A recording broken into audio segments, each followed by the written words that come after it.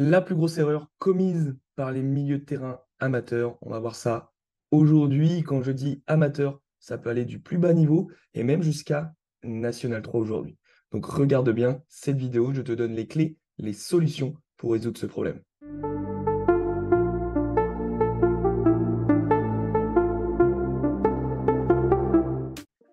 Salut l'équipe, j'espère que vous avez la forme. Bienvenue sur la chaîne L'école des milieux. Nouvelle vidéo aujourd'hui et on va y passer tout de suite.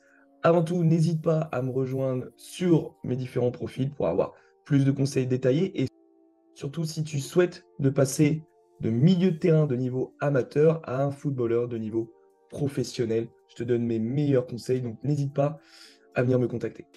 Aujourd'hui, on va voir l'un des plus gros problèmes que je peux retrouver quand j'accompagne des milieux de terrain. Et on va passer très rapidement sur ma tablette. Le plus gros problème que je retrouve aujourd'hui, c'est celui-ci. C'est vous n'avez que le regard sur le ballon. Qu'est-ce que ça fait d'avoir le regard sur le ballon? Ça fait que vous n'êtes pris par qu'un seul élément présent sur le terrain et par une seule situation possible, celle qui engage le ballon, le coéquipier qui a le ballon. Et je ne parle que, pour le moment, de quand mon équipe a le ballon. Donc c'est-à-dire, un exemple direct, vous n'avez que le regard porté sur le porteur de balle. Mes flèches, c'est votre regard, c'est pas le mouvement. D'accord? Ce qui fait que vous êtes tous en train d'effectuer la même chose, de demander dans les pieds. C'est un problème qu'on retrouve énormément, mais énormément au niveau district, mais aussi beaucoup au niveau régional, et même dans certaines, voire beaucoup d'équipes de N3, surtout selon la région. À quoi cela est dû? Moi, premièrement, je vois ça comme de l'égoïsme. Tu veux absolument le ballon, donc tu ne regardes que le ballon, donc tu demandes le ballon, peu importe tes coéquipiers autour. Peu importe ce que eux pourraient créer. Peu importe ce que tu pourrais créer avec l'ensemble de ton équipe. De l'égoïsme.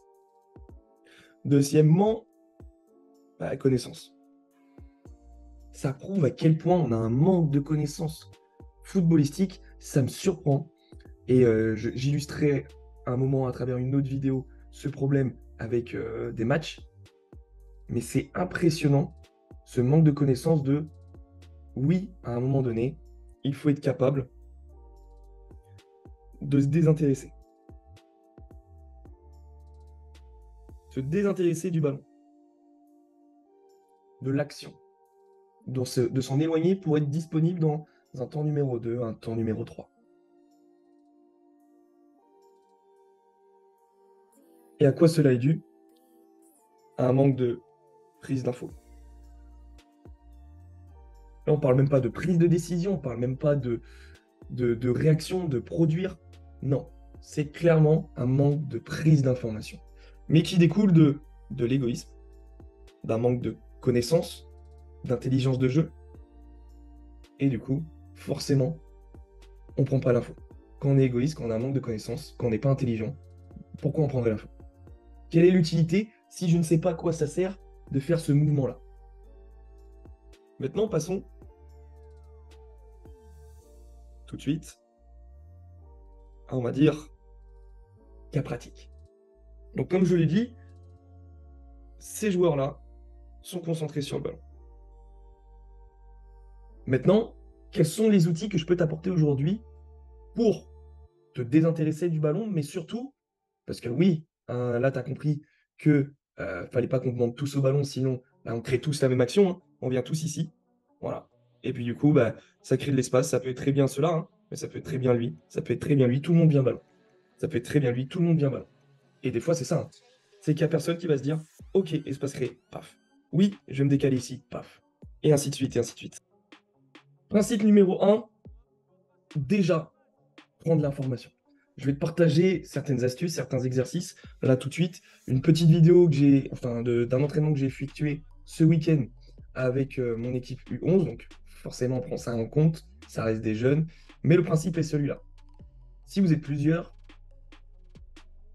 vous pouvez travailler avec une surface de jeu, donc un carré, peu importe la dimension, et en plaçant des coupelles tout autour de cette zone de jeu, et même 2, 3, 4 à l'intérieur. Vous allez vous échanger le ballon tranquillement en étant en mouvement, en vous déplaçant un peu partout, sans forcément réfléchir à où vous allez vous placer. Et vous allez apprendre à prendre l'information. Et surtout, cette information-là. Parce que de face, c'est évident de pouvoir regarder. C'est la prise d'information la plus simple. Là, mon plus difficile, c'est d'être capable de faire ça. Et en plus, de, en même temps, prendre l'information sur le temps où on reçoit le ballon. Regarder à gauche et à droite, derrière soi. Et en fait, en recevant le ballon, votre objectif, avant de le recevoir, c'est de regarder quelle est la couleur qui se situe derrière moi et de la dire.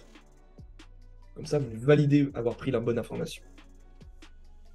Deuxièmement, imaginons que vous n'êtes que deux, d'accord? Ça peut être très bien. On va avoir coéquipier 1, coéquipier 2. Le mur peut être remplacé par un coéquipier 3. Et en fin de compte, celui qui bosse et celui-ci, il a le ballon, il va l'envoyer, il va le recevoir. Et durant ce temps-là, donc si c'est avec un mur, là c'est temps 1, le temps 2, moi je vais venir choisir ici de me positionner à sa droite. Son objectif à lui, c'est de prendre l'information et de faire une prise de balle à l'opposé, tac, tac, tac, et de se placer ici. Il passe le ballon à son coéquipier et vous enchaînez comme ça. Prise d'information, je me positionne à sa droite, je regarde, il est où, il est là, bim, rapidement, je prends ma décision. En plus de prendre l'information sur cet exercice, je prends une décision. Et forcément, si je prends l'info, c'est pour assimiler cette info et en faire une décision. Est-ce que c'est une information inutile? C'est une décision. Si c'est une information utile, je dois l'utiliser en conséquence. Et si je suis tout seul, comment je fais, Axel? Même principe, j'ai un mur. Alors peut-être que si c'est la tempête actuellement chez toi, c'est un peu compliqué, mais tu peux très bien. Qu'est-ce que je vais utiliser comme couleur? Mettre une chaise, ou si tu as un trépied, ou peu importe. Mais imaginons une chaise ici. Tu poses ton téléphone, alors pas très loin si c'est un petit écran, ou un iPad, ou même un PC, ça dépend du temps que tu as, chez toi encore une fois. Tu envoies le ballon, temps 1, temps 2, et sur le temps 2, ou même pendant le temps 1, c'est de prendre les couleurs que tu auras mis à travers, et c'est très simple, un PowerPoint, un diaporama. C'est ultra simple à faire, d'accord? Si tu sais pas, tu tapes sur YouTube, et après tu envoies le diaporama, tu vas voir que toutes les secondes, il va passer la page de couleur rouge que tu as mis, blanche, vert, ou le cercle rouge que tu as mis, peu importe.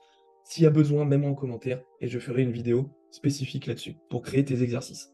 Et tout simplement, tu vas prendre l'info, tac, et tu vas dire la couleur, ou en conséquence, tu auras peut-être 3 couleurs dans ton diapo, aller vers porte bleue, porte rouge, porte noire, allez, on dit 4 couleurs, porte jaune, et tu vas faire prise de balle dans ce sens-là, prise de balle dans ce sens-là, ça te rapporte une prise de décision. Donc, premier principe, cette prise d'information, être capable de scanner ce qui se passe autour. Et tu le fais pour une raison, prendre des décisions. Tu ne vas plus être attiré forcément par le ballon, à part si, ok, ça peut être très bien, toi, ici, qui demande, mais à un moment donné, tu vois que tu n'es peut-être pas la bonne solution, parce que tu as pris l'info, et tu vois le numéro 10 derrière. Tu vas te décaler, laisser jouer ici, et là, être jouable à nouveau. Un désintérêt très court, pour ouvrir l'espace à un coéquipier, parce que tu as pris l'info, tu as vu qu'il était derrière toi. Ou à l'inverse, on va inverser ta position, on imagine que tu es ce joueur-là, on l'a vu dans une vidéo, le premier conditionne le second, mon premier joueur est ici, je vais me décaler là, je vais trouver ici, et je vais peut-être pouvoir rejouer avec lui, ou m'orienter si j'ai pris l'info encore une fois. Un autre principe que je te donne aujourd'hui, j'ai fait exprès dans le positionnement, les joueurs ici sont alignés. Quand ton équipe a le ballon, je t'interdis d'être aligné avec le joueur qui est juste à côté de toi. Pourquoi? Parce que, et je vais refaire, en étant tous les deux alignés, si ce coéquipier-là reçoit le ballon, tu ne seras pas jouable pour lui. Il va s'orienter, tu ne seras pas jouable ou pas très utile, et surtout, s'il s'oriente vers toi et qu'il te la donne, ça nous crée une passe latérale, et si je te l'apprends aujourd'hui, sache qu'une passe latérale, c'est très dangereux, et notamment, là en plus on est dans l'axe du terrain. Donc, jamais aligné, je prends l'info, il est là, je vais m'orienter ici pour, pourquoi pas, être sur un angle de passe ou sur un temps, peut-être 1, 2, numéro 3, être déjà placé plus haut grâce à cette prise d'info en disant « Oula, je suis aligné, je vais monter d'un cran. » Ou je vais descendre d'un cran, je suis aligné, il est touché toujours dans ce temps 1 ici, et il va me trouver moi dans le temps 2 ici. Et ainsi de suite, et ainsi de suite. Et en mettant ça en place, en écoutant ces 2-3 principes que je te donne de prise d'info avec ces exercices, d'alignement et du premier conditionne le second, tu vas forcément prendre l'information. Déjà, grâce à ces principes, tu améliores tes connaissances de jeu. Quand mon équipe a le ballon, je ne dois pas être sur la même ligne que le coéquipier le plus proche de moi. Ça peut être très bien le milieu de terrain à côté, ça peut être très bien aussi le latéral. Pas être aligné pareil. Donc je vais monter d'un cran. Si lui descend, l'objectif c'est que lui il prenne l'info, ok, je vais monter d'un cran, et ainsi de suite, et ainsi de suite. Ou descendre d'un cran comme je l'ai montré. Connaissance, tu vas comprendre que se désintéresser du ballon pendant un laps de temps peut te permettre d'être mieux positionné. Si je prends un exemple peut-être plus rapide, c'est moi qui est ici, à un moment donné, peut-être m'écarter du jeu pour laisser lui s'insérer ici et créer du mouvement. Je me désintéresse du ballon. Je ne vais peut-être pas le toucher sur cette action qui amènera un but, mais puisque j'ai emmené un adversaire avec moi et que j'ai créé un espace, ça peut peut-être permettre à lui de s'orienter et de trouver une passe qui va permettre d'enclencher cette action et cette finition. Créer ce désintérêt et forcément ne plus être égoïste et penser équipe. C'est une réflexion que j'ai faite il y a 2 semaines. On est beaucoup sur l'ego au football. C'est-à-dire l'ego, c'est moi et mon ballon. Je veux tellement le ballon que je ne m'occupe plus de mes coéquipiers, je ne m'occupe que de moi, de ce que je vais recevoir. C'est tout.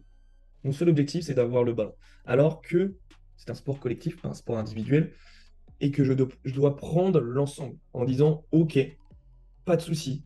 C'est peut-être moi en tant que milieu de terrain, dans un milieu à 3, la pointe basse ici, les deux un peu plus haut. C'est peut-être moi, oui, qui vais faire cet appel en profondeur pour écarter les lignes adverses. Et permettre à mon sentinelle de pouvoir manipuler le ballon, de permettre peut-être à mon milieu excentré, mon ailier, de venir chercher le ballon, et ainsi de suite, et ainsi de suite.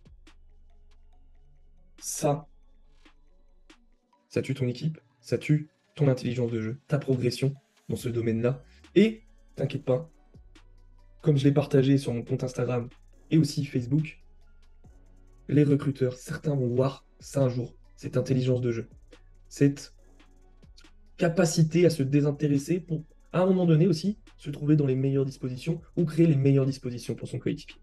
Ça prendra peut-être 5, 6, 7 détections. Ça prendra peut-être même le temps de se déplacer dans d'autres pays qui ont beaucoup plus d'intérêt à visionner ce genre de joueurs qui, justement, ont cette connaissance, ont cette prise d'information et ont cette volonté de faire jouer collectivement leur équipe. Voilà l'équipe, une vidéo très spécifique, mais d'un énorme problème qu'on retrouve à beaucoup de niveaux aujourd'hui. Donc n'hésite pas à mettre ces conseils en place. Et s'il y a besoin, je ferai une partie 2 avec beaucoup plus de cas pratiques, parce qu'aujourd'hui, on était énormément sur de la théorie. Je souhaite une bonne semaine, on se retrouve très très vite et on est ensemble pour réussir. Ciao!